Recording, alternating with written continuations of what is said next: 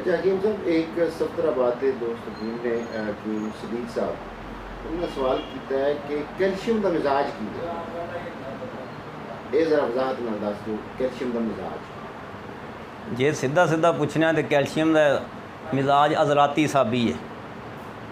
Calcium मिट्टी है, ज़मीन है, जिन्नियां तुहाडियां कायनात दी चीज़ां ने जिहड़ियां मादी सूरत विच नज़र आउंदियां सब कैल्शियम, उन्हां दी बेस कैल्शियम है। भावें सोना चांदी तो भावें कुछ भी है, वो मादन ने, ये सारियां कैल्शियम, इन्हां दी बेस कैल्शियम है।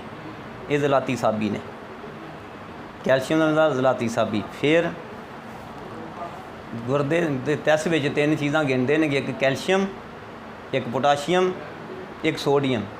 कैल्शियम अज़राती साबी है, सोडियम गुद्दी है, गुद्दी ज़राती है, पोटाशियम असाबी अज़राती है जी।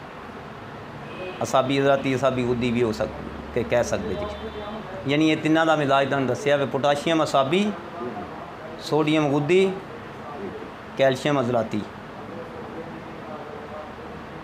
और हीरा जिहड़ा होएगा तुहाडा, कार्बन हैगी, वो भी कैल्शियम की बेस ही है।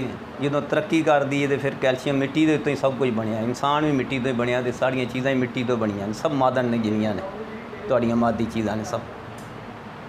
कैल्शियम जो है हकीम साहब जी लोग खाते हैं जिसम मतलब तरोताज़ा या फरबा करने लई, तरोताज़ा नहीं बल्कि मजबूत करने वास्ते, हड्डियां नूं मजबूत करदी है।